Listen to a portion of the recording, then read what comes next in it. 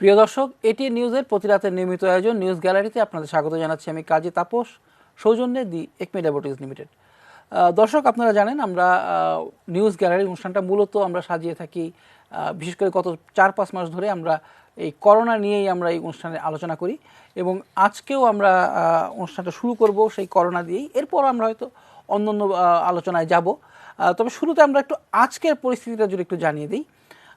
গত 24 ঘন্টায় করোনা সংক্রমণ যদি বলা যায় সেটা একটু কমেছে। গত 24 ঘন্টায় নতুন করে আক্রান্ত হয়েছে 2747 জন, গতকাল যেটা 3200 জন ছিল, এবং এ নিয়ে মোট আক্রান্তের পরিমাণ দাঁড়িয়ে যাচ্ছে 2,85,091 জন। গত 24 ঘন্টায় মৃত্যুবরণ করেছে 41 জন। এ নিয়ে মোট মৃতের সংখ্যা দাঁড়ালো 3,781 জন, এবং গত 24 ঘন্টা সুস্থ হয়েছে 2,913 জন, এবং এ নিয়ে মোট সুস্থতার সংখ্যা হচ্ছে 1,66,738 জন, এবং গতকাল পরীক্ষা হয়েছে 14,678টি। এবং সেটা যদি বলি যে একটু গতকালের তুলনায় একটু ভালো, কিন্তু যদি মোট হিসাবটা দেখি আসলে সেটা খুব বেশি আশাপ্রদ নয়। এখনও আমাদের সেই আক্রান্তের হারটা 20-এর উপরেই থাকছে। এই অবস্থায় আমরা আজ শুরুতেই কথা বলবো জাতীয় হৃদরোগ ইনস্টিটিউট ও হাসপাতালের হৃদরোগ বিশেষজ্ঞ ডাক্তার আল মামুনের সঙ্গে। ডাক্তার আল মামুন, আপনি নিশ্চয়ই আমাকে শুনতে পাচ্ছেন? শুরুতেই আপনার কাছে আমার যে প্রথম প্রশ্নটি সেটা হচ্ছে যে আমরা জানি যে করোনায় হার্ট অ্যাটাক বা হৃদরোগের ঝুঁকিটা একটু বেশি, স্ট্রোক, সেটার কি মানে আপনারা সেটাকে কিভাবে দেখছেন? না, আপনি ঠিকই বলেছেন। প্রথমে ধন্যবাদ জানিয়ে নিই দর্শক শ্রোতাদেরকে। আপনি ঠিকই বলেছেন যে করোনা আক্রান্ত রোগীদের যাদের আগে থেকে হার্টের রোগ আছে তাদের মৃত্যু ঝুঁকি বা খারাপ হওয়ার ঝুঁকিটা একটু বেশি থাকে অন্য রোগীদের ক্ষেত্রে। গবেষণায় দেখা গেছে যে করোনা আক্রান্ত 100 জন রোগীর মধ্যে 7 জনেরই দেখা যায় যে হার্ট আক্রান্ত হওয়ার প্রমাণ পাওয়া গেছে। তারপরে দেখা যায় যে যারা ক্রিটিক্যালি ইল অর্থাৎ বেশি খারাপ রোগী, যারা করোনা রোগী, তাদের মধ্যে দেখা যায় যে 22 জনেরই হার্ট আক্রান্ত হওয়ার প্রমাণ পাওয়া গেছে।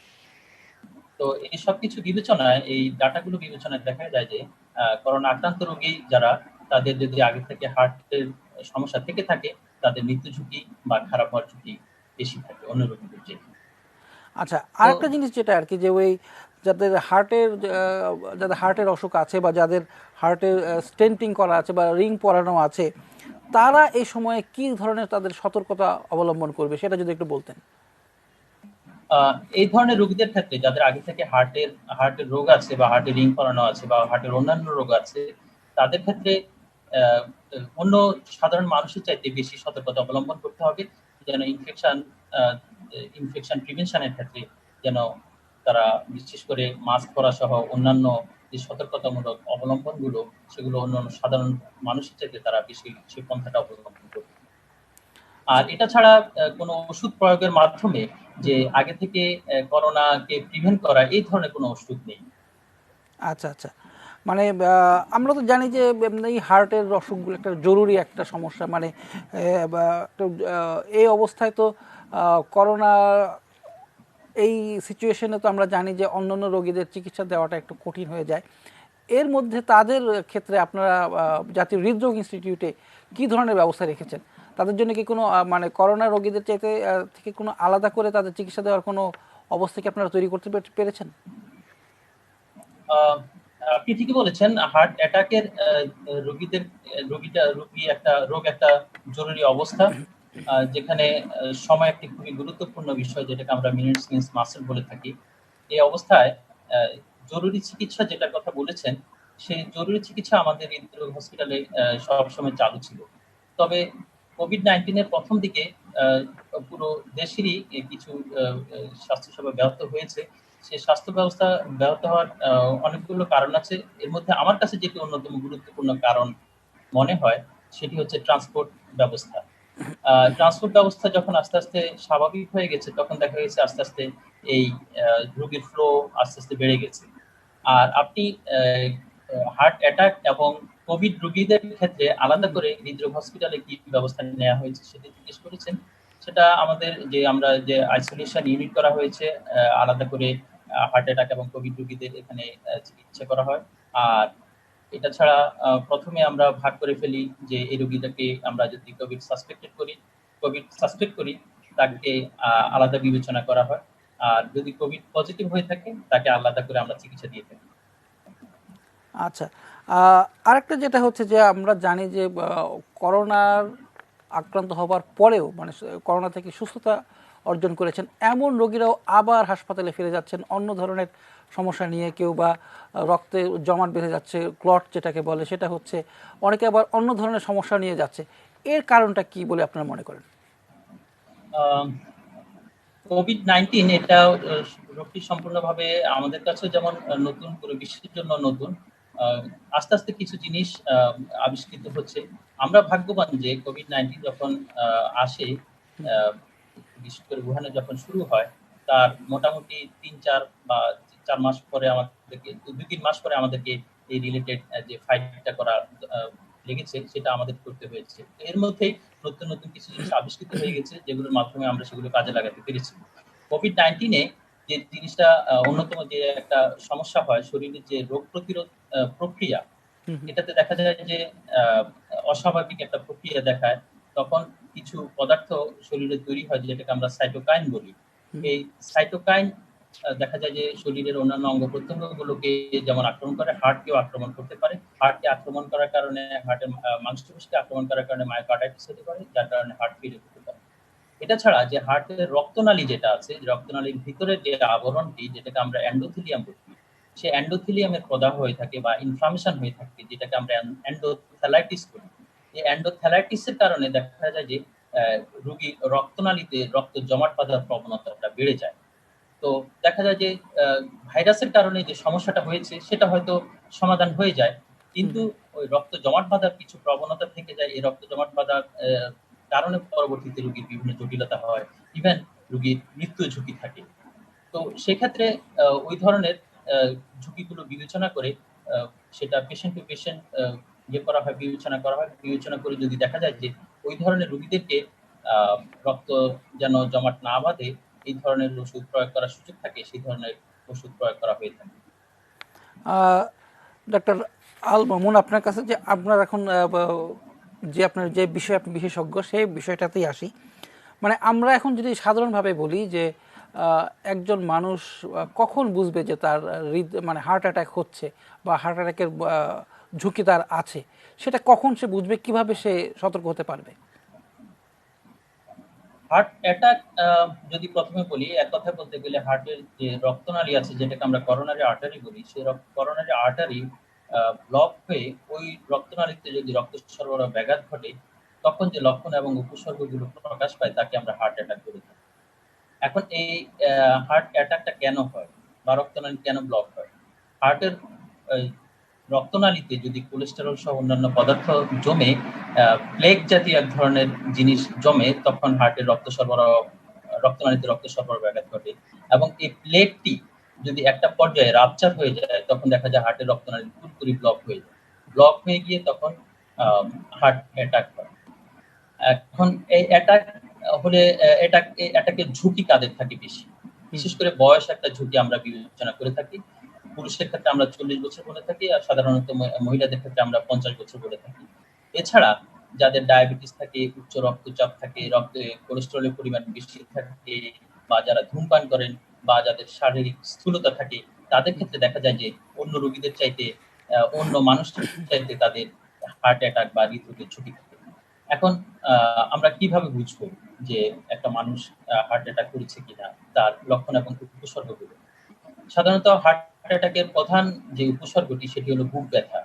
তবে যদি কোনো মানুষ আহ, এক আঙ্গুল দিয়ে বুক ব্যথা দেখাতে পারে, মানে যেটাকে আমরা পয়েন্টিং সাইন বলি, সে ধরনের বুক ব্যথা সাধারণত হার্ট অ্যাটাকের ব্যথা না। হার্ট অ্যাটাকের ব্যথা সারা বুক জুড়ে হয়ে থাকে। সে ব্যথাটা হাতের দিকে যেতে পারে, গলার দিকে যেতে পারে, চোয়ালের দিকে যেতে পারে, সাথে ঘাম হতে পারে, সাথে বমি বা বমি ভাব হতে পারে। এই ধরনের ব্যথা, এই ধরনের উপসর্গগুলো যত মিলবে তত আমরা হার্ট অ্যাটাকের উপসর্গ ধরে নিতে পারবো। আর এর সাথে কোনো রোগী শ্বাসকষ্ট নিয়েও প্রেজেন্ট করতে পারে, আবার কোনো রোগী হার্ট বিটের সমস্যা নিয়ে প্রেজেন্ট করতে পারে। মানে কোনো রোগী রোগী দেখা যাচ্ছে যে এমন হয়ে থাকে যে হার্টবিট খুব অতিরিক্ত পরিমাণে বেশি এবং অনিয়মিত, আবার কোনো কোনো রোগী দেখা যাচ্ছে নরমাল চেয়ে কম পরিমাণ হার্টবিট। এই সবগুলো উপসর্গ নিয়ে সাধারণত হার্ট অ্যাটাকের রোগী প্রেজেন্ট করে। ডাক্তার আল মামুন, আপনার কাছে আমার শেষ প্রশ্ন সেটা হচ্ছে যে রিং বা বাইপাস মানে সার্জারি কখন করতে হবে, এরকম সিচুয়েশনটা কখন হয়? আচ্ছা, সাধারণত হার্টের রক্তনালীতে ব্লক হলেই যে রিং বা বাইপাস করতে হবে এরকম কোনো আবশ্যকতা নেই। আমরা যেটি বিবেচনা করে থাকি যে হার্টের রক্তনালী ব্লক যদি এমন পর্যায়ে পৌঁছে যায় যার কারণে মৃত্যু ঝুঁকি থাকে বা তার হার্ট অ্যাটাকের ঝুঁকি থাকে, তখনই হার্ট রিং করানো বা বাইপাস করানোর কথা বিবেচনা করা হয়। সাধারণভাবে একটা কথা প্রচলিত আছে যে হার্টের রক্তনালী যদি 70% বা এর বেশি ব্লক থাকে তখনই রিং বা বাইপাসের চিন্তা করা হয়। কিন্তু এটি পুরোপুরিভাবে ঠিক নয়। কারণ হলো আপনি দেখেন হার্টের রক্তনালী একটা জায়গা থেকে শুরু হয়ে এরপরে বিভিন্ন শাখা-প্রশাখা দিয়ে শেষ হয়। যদি দেখা যায় একেবারে যেখানে শেষ হয় সেখানে 100% ও ব্লক থাকে, তার চাইতেও বেশি গুরুত্বপূর্ণ থাকে যেখানে শুরু হয় বা মাঝামাঝি পর্যায়ে। তো ইভেন যে বাম যে করোনারি আর্টারি সেটা পরবর্তীতে ২ ভাগ হয়। ভাগ হওয়ার আগে যদি ৫০% ও ব্লক থাকে সেক্ষেত্রেও এটি গুরুত্বপূর্ণ এবং সেখানে রিং বা বাইপাস করার চিন্তা করা হয়।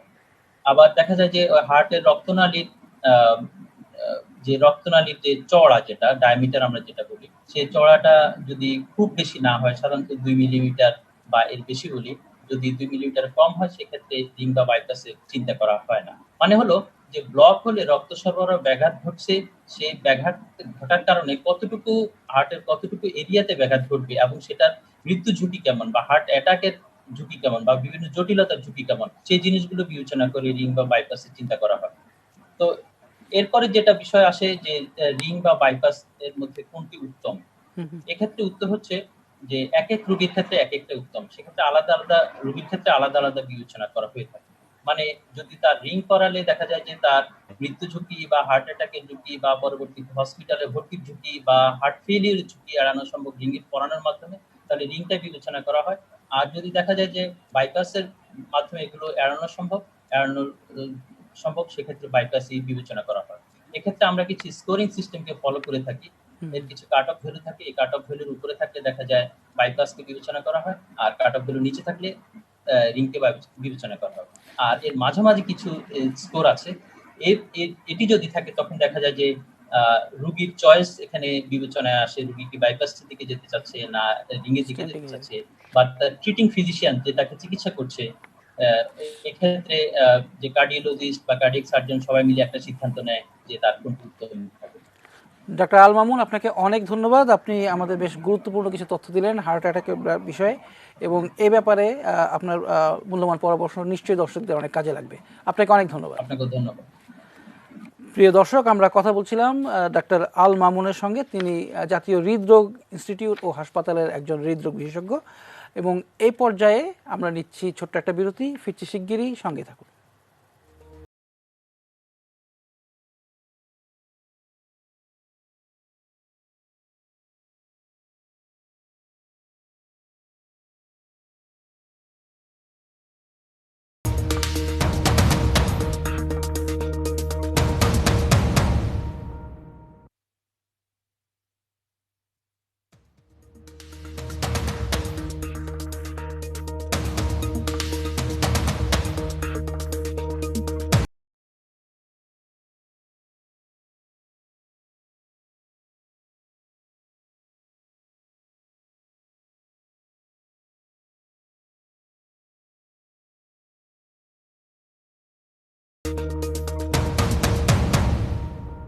প্রিয় দর্শক, নিউজ গ্যালারিতে আপনাদের আবারও স্বাগত জানাচ্ছি আমি কাজী তাপস, সৌজন্যে দি একমি ল্যাবরেটরিজ লিমিটেড।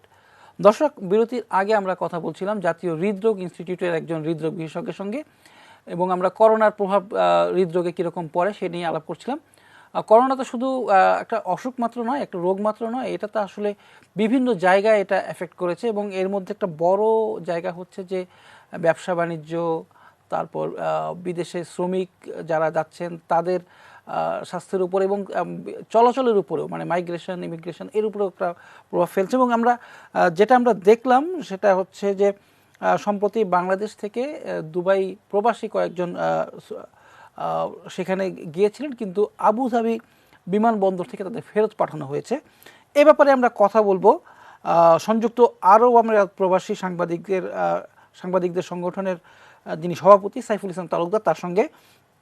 সাইফুল ভাই, আপনাকে নিউজ গ্যালারিতে স্বাগত জানাচ্ছি। প্রথমে আমরা যে প্রশ্নটা আমরা বলছিলাম যে সম্প্রতি আমরা দেখলাম যে আবুধাবি বিমানবন্দর থেকে বেশ কয়েকজন বাংলাদেশি প্রবাসীকে ফেরত পাঠানো হলো।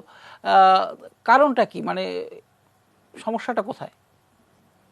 ধন্যবাদ এটিএন নিউজের সংশ্লিষ্ট সবাইকে। আবুধাবি থেকে যে যাত্রীগুলো বাংলাদেশে ফেরত পাঠানো হয়েছে তার মূল কারণ আসলে সঠিকভাবে জানা যায়নি।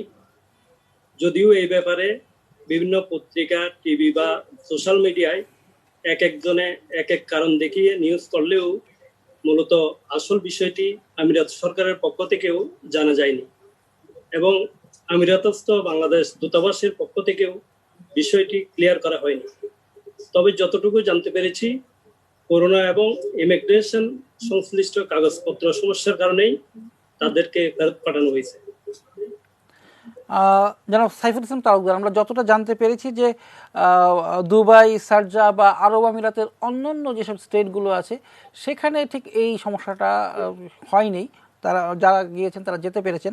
আবুধাবিতে এই সমস্যাটা কেন? দুবাই ও শারজায় রেমিটেন্স প্রাপ্ত ভিসায় যারা দেশে ছিলেন তারা এই দেশে প্রবেশে তেমন বিধিনিষেধ দেখা যায় নাই বলে চলে।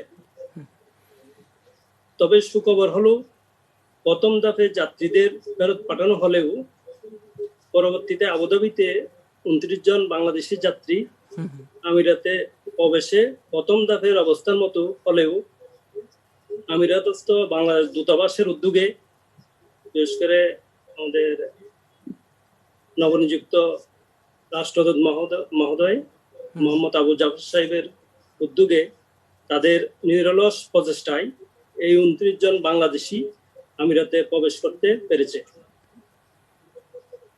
আচ্ছা, জনাব সাইফুল ইসলাম তালুকদার, আরেকটা যে প্রশ্ন জরুরি আর কি, যে আমরা জানি যে করোনাকালে সব জায়গাতেই যেরকম ব্যবসা বাণিজ্যে ধস নেমেছে, চাকরির বাজারেও খুব মন্দ অবস্থা, সেই অবস্থায় মানে সংযুক্ত আরব আমিরাত প্রবাসী বাংলাদেশিরা কেমন আছে? তাদের ব্যবসা বাণিজ্য, চাকরি বাকরির কি অবস্থা?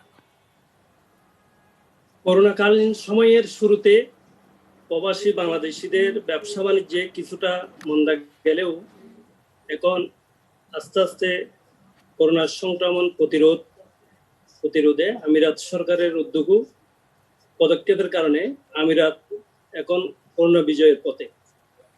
আরব আমিরাতে আজকের আমি আপডেটটা দিয়ে রাখি। আজকে টোটাল মারা গেছে একজন। টোটাল আজকের নিউ কেসেস 235, টোটাল কেস 65,341 এবং টোটাল মারা গেছে 367 জন। ধন্যবাদ। আচ্ছা, এর মধ্যে মানে বাংলাদেশি কারো আক্রান্ত হওয়া বা মৃত্যুবরণের কোনো খবর আপনার কাছে আছে কিনা?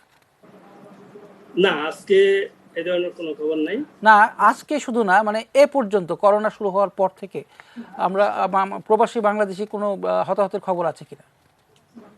প্রবাসী বাংলাদেশি অ্যারাউন্ড 135 সম্ভবত, এই ধরনের আমার একটা তথ্য আছে। টোটাল ডেথ 367, মানে পুরো আরব আমিরাতে শুরু থেকে এ পর্যন্ত। এর মধ্যে বাঙালি হচ্ছে 135 এর মতো, আমার 135। বাবা, তাহলে তো এই নাম্বারটা অনেক বেশি, মানে প্রায় অর্ধেক, মানে যত মানুষ মারা গেছে তার প্রায় অর্ধেকই বাংলাদেশি। জি। আচ্ছা, মানে তাদের মানে আরব আমিরাতে তাদের চিকিৎসার মানে ব্যবস্থাটা কিরকম? মানে ওরা কি করোনা আক্রান্তদের জন্য আলাদা কোনো হাসপাতাল করেছে নাকি একই হাসপাতালে চিকিৎসা হচ্ছে? জি, করোনা সংক্রমণ প্রতিরোধে আসলে আমিরাত সরকারের উদ্যোগ ও পদক্ষেপের কারণে আমিরাত এখন ধরতে গেলে করোনা বিজয়ের পথে। ওরা প্রত্যেকটা স্টেটে ওদের গভর্নমেন্ট যে ক্লিনিকগুলো আছে ওদের ফ্রি অফ কস্টে ওরা করোনা টেস্ট দিচ্ছে, কোনো লেনদেন করতেছে না, ওরা ফ্রি অফ কস্টে দিচ্ছে। আচ্ছা আচ্ছা, ধরতে গেলে আমিরাত এখন পূর্ণ বিজয়ের পথে। আচ্ছা আচ্ছা, মানে আমরা অন্য দেশ যেসব দেখেছি, মানে সৌদি আরবের অবস্থা যদি দেখি, সৌদি আরব আক্রান্তের দিক দিয়ে আমাদের চাইতেও বেশি, তারা প্রায় 3 লাখ তারা তাদের আক্রান্তের সংখ্যা ছাড়িয়ে গেছে, এবং মৃত্যুর সংখ্যাও আমাদের চাইতে বেশি, তারা 3,506 জন সেখানে মারা গেছে। মানে মধ্যপ্রাচ্যের মধ্যে মানে মনে হয় সৌদি আরবের আক্রান্তের হারটাই বেশি। এর পার্শ্ববর্তী দেশ হওয়া সত্ত্বেও সংযুক্ত আরব আমিরাত কিভাবে এই করোনার হাত থেকে মুক্তি পেল, বা এর কারণটাকে আপনার কাছে কি মনে হয়? সেভাবে আক্রান্ত হলো না। আসলে ওরা শুরু থেকে যে পদক্ষেপগুলো নিয়েছে, যেমন দুবাই থেকে আবুধাবি অ্যারাউন্ড 230 কিলোমিটার ডিস্টেন্স, ওরা পরের সপ্তাহে ওরা লকডাউন দিয়ে মানে দুবাই থেকে আবুধাবি কেউ আসা যাওয়ার টোটালি বন্ধ করে দিছে, এবং রোডের মাঝপথে ওরা টেস্ট করছে প্রতিজনে। ওরা টেস্ট কোনো নেগেটিভ কোনো সার্টিফিকেট ছাড়া আবুধাবিতে প্রবেশ করতে দেয় নাই। মানে শুরু থেকে ওরা মানে সংক্রমণ প্রতিরোধে মানে আমিরাত সরকারের পদক্ষেপ মানে প্রশংসনীয়। আচ্ছা, আর প্রবাসী বাংলাদেশি যারা মানে এর মধ্যে যারা ছিলেন আরব আমিরাতে, তারা তো আর বের হতে পারেননি, মানে তাদের ওই ব্যবসা বাণিজ্য কি পুরোপুরি বন্ধ ছিল নাকি না কিছু কিছু কাজ তারা করতে পেরেছে? ওরা হ্যাঁ প্রায় 1.5 মাস বন্ধ ছিল লকডাউন টাইমে। এরপরে ওরা স্টেট ওয়াইজ প্রথমে দুবাই ওপেন করে দিছে, এরপর শারজা, আবুধাবি, আজমান, উমুল কাইম, ফুজিরা, এভাবে ধারাবাহিকভাবে প্রত্যেকটা স্টেট ওপেন করে দিছে। এখন ধরতে গেলে এখন ওপেন।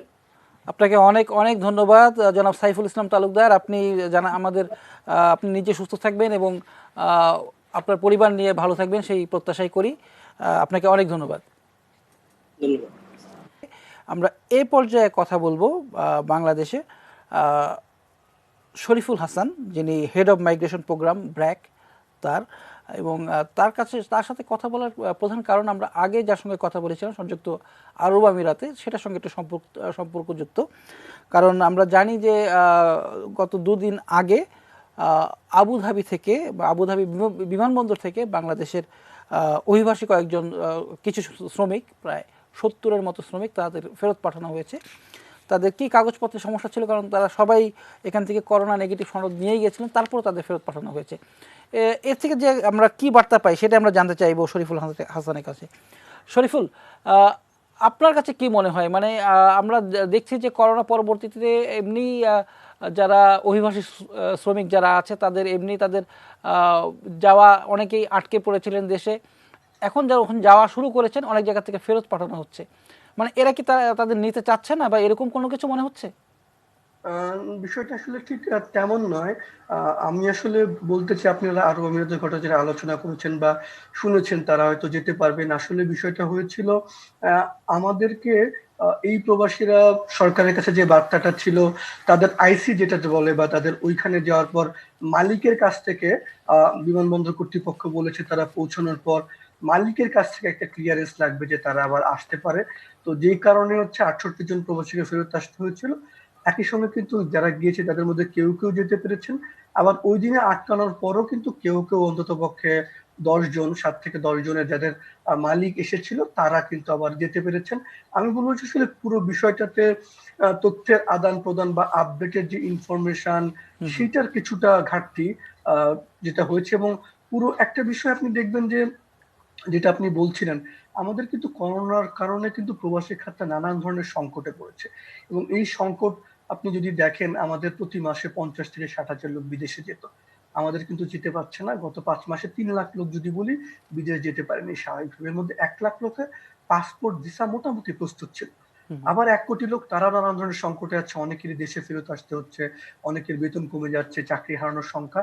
এর মধ্যে কিন্তু আমাদের প্রায় 65,000 লোক শুধুমাত্র এই এপ্রিলের পর এই আগস্ট পর্যন্ত, মাঝামাঝি পর্যন্ত প্রায় 65,000 লোক ফেরত আসছে। আর তার আগে যদি বলি জানুয়ারি, ফেব্রুয়ারি, মার্চ, সেই সময় কিন্তু প্রায় লাখখানেক লোক দেশে এসে আটকা পড়েছিল।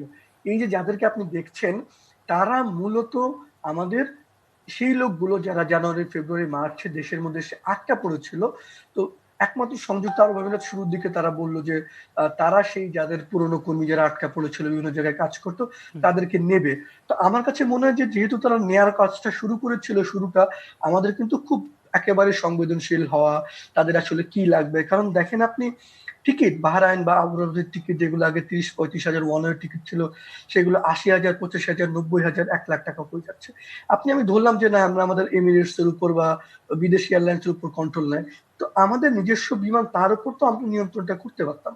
আমরা বলতে পারতাম যারা প্রবাসী যারা আটকে পড়েছে তারা যখন দেশে যাবে তাদের জন্য একটা ফিক্সড আমরা টিকিট করতে পারতাম যে ঠিক আছে আমরা 40 হাজার টাকা তাদেরকে দিই বা 50 হাজার দিই, বা তাদেরকে যেন আসলে যথাসময়ের টিকিট পায়। কিন্তু আমার কাছে মনে হয় যে পুরো ঘটনাটি, আমি বলবো না যে আমাদের আন্তরিকতার অভাব হয়তো নেই মন্ত্রণালয়ের বা যারা আছেন, কিন্তু সমন্বয়ে দূরদর্শিতার কিন্তু যথেষ্ট অভাব রয়েছে। আমি কিন্তু এইটিন নিউজেই লাস্ট যখন এসেছিলাম, প্রথম যখন সরকার সিদ্ধান্ত নিল যে বিদেশ যাওয়ার জন্য প্রত্যেকে করোনা সনদ দিতে হবে প্রবাসীদেরকে, হুম, হুম, আমি কিন্তু সেই দিনই বলেছিলাম যে কেন আমরা প্রত্যেকে সনদ বাধ্যতামূলক করছি, যেই দেশ চাক শুধু তাদেরকে আমরা কেন দিব না। এ নিয়ে কিন্তু হুম, মুন্নি আব্বার সাথে আমরা আলোচনা করলাম, আমরা অনেক চেষ্টা করেছিলাম সেদিন বেসামরিক বিমান প্রতিমন্ত্রী মহোদয়কে বুঝাতে। সবাই বুঝাতে চাইলো যে না ইন্টারন্যাশনাল নিয়ম, আসলে কিন্তু নিয়মটা তার ছিল না। এবং আমরা দেখলাম পরবর্তী মন্ত্রণালয়ের মিটিং এ কিন্তু যখন চিটাগাং অনেক লোক যেতে পারলো না, তখন কিন্তু আমরা আবার নিয়মটা চেঞ্জ করলাম। মানে আমরা প্রতিটা ঘটনাতে কিন্তু চেঞ্জ করছি বা শিক্ষা নিচ্ছি, ততদিনে কিন্তু কিছু না কিছু ক্ষতি হয়ে প্রবাসে যাচ্ছে। একটা বড় ক্ষতি হয়ে যাচ্ছে। এবং এই ক্ষতিটা কেমন, ধরুন রাষ্ট্রের দিক থেকে তাকালে বা অনেক করে দেখলে হয়তো ক্ষতিটা মনে হবে কি কি এমন ক্ষতি, কিন্তু একজন ব্যক্তিগত প্রবাসী যার 60-70-80 হাজার টাকা সে অনেক কষ্টে জমিয়ে আবার যাওয়ার চিন্তা করছে, যার 7-8 মাসে কিছু ছিল না, তার জন্য কিন্তু এটা অনেক বড়। এবং আপনারা শুনেছেন কয়েকদিন একজন প্রবাসী তিনি দুঃখ করে বলছিলেন যে 3 বার আমি আসলাম টেস্ট করতে, আমার আটকে গেল, আমি কি অপরাধ করেছি। কাজে সেটাই। আমার কাছে মনে হয় যে আমরা একটু চিন্তা করি যেন এই মানুষগুলোর কষ্ট না হয়, দুর্ভোগ না হয়।